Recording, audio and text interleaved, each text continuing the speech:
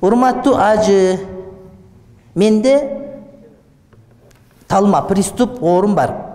Бирок мен орозомун. Мага мүмкүнбү же мүмкүн эмеспи? Өткөн жыл 29 күнү кармап калган дейт. Кармаганга чейин кармай бересиз. Кармаганга чейин кармай бересиз, шу урматтуу бир тууганым. Эгерде сиз приступ болуп калып туруп, брюскадан ашык кармабай калсаңыз, ошол күндөр каза кылып бербейсиз. Мисалы үчүн бүгүн түшкө чейин кармап туруп, приступ кармап калса, бүгүнкү күнү каза кылып бересиз. Анан 10 күн приступтан жазылбай талма болуп жатып калсаңыз, 10 күндү кармабай, жакшы болгондон кийин кармап бересиз.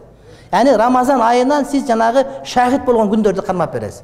Анан жанагыдай гайып болуп калган күндөр бар да, приступ болуп өзүңүз билбей калган күндөрдү кармабайсыз. Мисалы үчүн орозонун башына кирдиңиз, ортосунда 10 күн приступ болуп, өзүңүздөн кеттиңиз, жок болдуңуз, кайра эсиңизге келдиңизби? Эсиңизде калган күндөрдү гана кармап бересиз деген сөз болот. Аман келди аксакал сиз. 6 жылдан бери сакырмын. Орозо кармай албай калдым. Эмне болот? Эми жакшы болгон үмүт кыласыз. Жакшы болуп эми Кудайдан ал сүйлөбөйбүз да. Кудайым ушундай бир шифа берсе чыга эмес, токолунда да чыгат, аны Кудай билет, мисалы үчүн. Аны Кудай билет. Ошон үчүн жакшы күмөн кыла бересиз. Анан жакшы болсоңуз каза кыласыз, анан 100гө чыгып өлүп кетсеңиз, анда пидия беребиз. Менин талма оорум бар, орозодо кыйналып калам, кармабаганыма күнөө болбойбу дейт. Доктурлар менен кеңешишиңиз керек. Эгерде чындап эле ушул талма болуп, оорудан өтө кыйналып кала турган, орозодон кыйналып кала турган болсоңуз, анда сизге жеңилдик каралат. Менин күйөөм 11 жылдан бери десиптен ооруйт. Намаз окуй албайт, орозо кармай албайт, себеби унутча. Көп адамдар намаз окуп, орозо карма дешип зортошот, өзү дары менен жашап, ушул маселени чечип бериңиз суранам. Эми ооруп аткан болсо, кыйын да. Эсинен чыгып адаты болгон болсо, ал орозого зыян деле тийбейт. Эсинен чыгып жеп алса, орозо бузулбайт. Ошого эртең менен саардыкка тургузуп орозо бекитип кое берип, эсинен чыгып жеп алса, эсинен түшкөндө токтотуп коюп, ошону кармай берип. Кан диабетимен орозо кармай албайм, эмне кылып койсом болот дейт. Сиз таравih намаз окуңуз, дуа кылыңыз.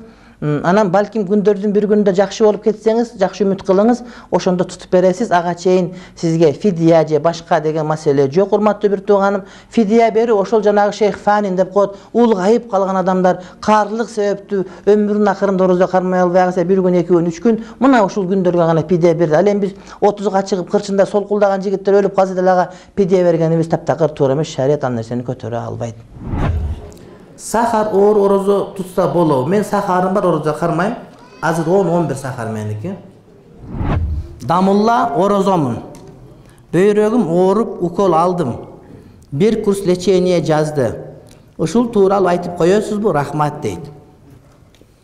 Урматтуу бир туугандар, ооруп аткан адам эгер орозо кармаса, оорусу күчөп кете турган болсо, халак болуп кала турган болсо, орозосун кармабай, жакшы болгондон кийин кармаса, уруксат берилет. Кур'ан-ы Каримде келет. Эгер оорулуу болуп калса, сапарда болуп калса деген сөз. Анан бирок антпей туруп, дарыланса боло турган болсо, анда уколду ошол озочканы алсаңыз жакшыраак болот.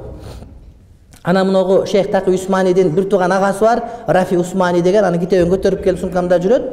Ошол айтат, фыктын ичинде кээ бир нерсе заманга жараша өзгөрүлүп туруш керек дейт. Мисалы үчүн бизде жанагы эркектин жыныстык мүчөсүнөн шприц менен суу киргизсе орозо бузулат деп айтабыз да.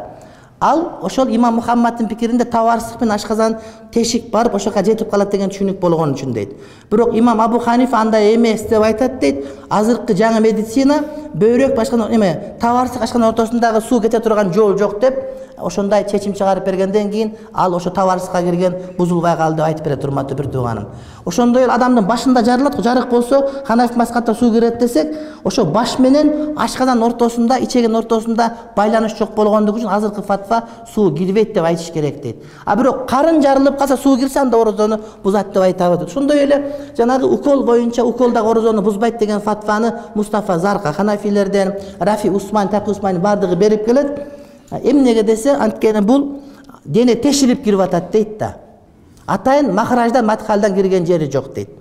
Анан биздин муктасар китепте, башка китептерде хукнадан орозо бузулат деп келет. Бирок ал укол эмес, ал клизма. болгону укол чыккан жанагы китеп жазылганда укол деген чыга элек болчу, темир шприцтерчи. Бул кийин чыккандагы адамдын денесине кире турган бир темир чыгардык.